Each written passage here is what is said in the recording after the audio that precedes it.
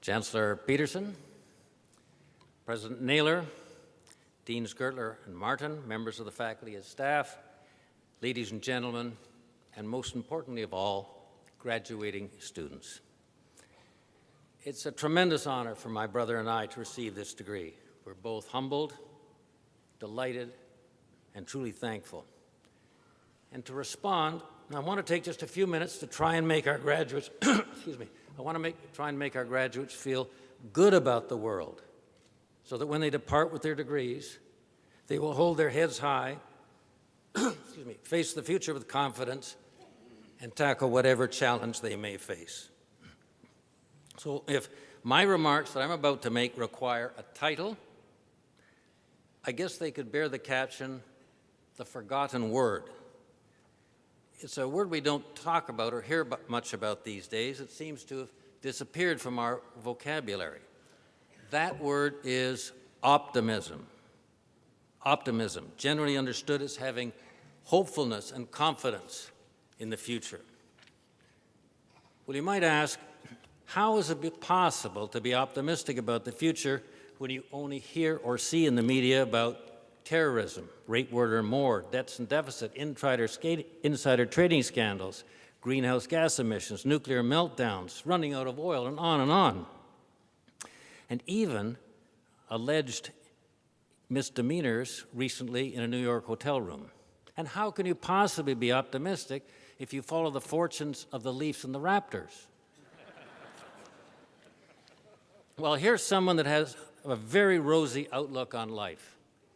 Warren Buffett, the well-known investor. In his recent letter to his shareholders, he wrote, "Our citizens now live an astonishing 6 times better than when I was born. The prophets of doom have overlooked the all-important factor that is certain. Human potential is far from exhausted, and the American system for unleashing that potential remains alive and effective. America's best days lie ahead," and I logically have to add Canada's too. I'm also impressed by an essay I recently read by 2 fellows by the name of Alex Daly and Doug Hornig, and it's entitled "America's Greatest Wealth Creation Engine." And just as an aside, don't be dismayed if a good part of my source material comes from our neighbors to the south. It's just that I haven't been able to find the same sense of optimism coming from Canadian sources. Anyway, these 2 gentlemen wrote in part, "Amid all the doom and gloom, it's easy to overlook the fact that the real engine of growth in the modern world is chugging right along." We're talking about technology, of course.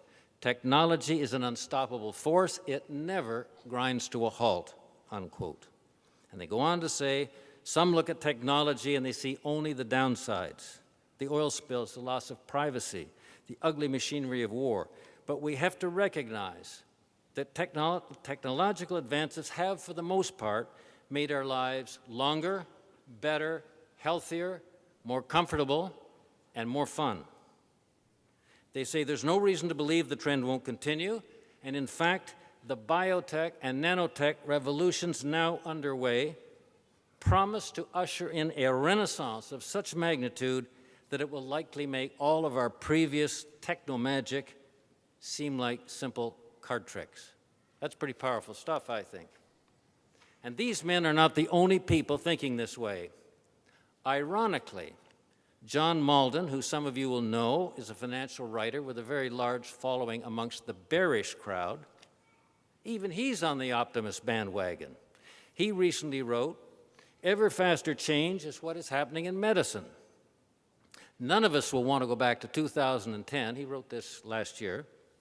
"Within a few years, it'll be hard to keep up with the number of human trials of gene therapy and stem cell research. Energy problems? Are we running out of oil?" He says, "My bet is that in less than 20 years, we won't care." And so what we're talking about here is change. Enormous change in our lives. Exciting changes ahead. Now, this is change to be embraced, not feared. And just to show you how far we've come, and fast, and this is on a personal note, let me just ask you this question. Can you imagine a Toronto without the Don Valley Parkway? Can you? Well, I can. When I was 13 years old, I used to ride my bike from where we lived. Now, we lived more or less on the corner of Avenue Road and St. Clair, just north of here. And I used to ride it to my grandmother's farm, exactly 8 miles away. We used miles in those days. Now, the farm straddled what is now the Don Valley Parkway, just a quarter of a mile, perhaps no more, north of Lawrence Avenue. So picture that. When I was 13, it was all farmers' fields, no Don Valley Parkway. And I don't consider myself particularly old, and the memory of those bike rides passes as if it was yesterday. And the point is this: all that change, which gave us the DVP, has occurred in the space of less than one person's lifetime. Therefore, with that rate of change, just imagine the exciting developments which inevitably lie just ahead. And closer to home, in his new book, Strange New Worlds, The Source for Alien Planets and Life Beyond Our Solar System, the U of T's very own professor and Canada Research Chair in Observational Astrophysics, Professor Ray Jayawardena, he wrote compellingly, astronomers expect to find alien Earths by the dozens within the next few years, and to take their spectra to look for telltale signs of life, and perhaps before the decade is out. And if they succeed, the ramifications for all areas of human thought and endeavor, from religion and philosophy to art and biology, are profound, if not revolutionary. He goes on to say just the fact that we're potentially on the verge of so momentous a discovery is in itself remarkable. Now, should there be any of you here who are perhaps somewhat skeptical of my basic premise that there are many reasons for optimism, let me just give you one more.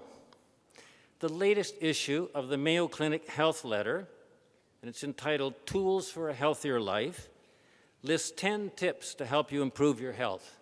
Now, we're all interested in that, aren't we? One of the 10 tips clearly states, approach life with a good measure of optimism.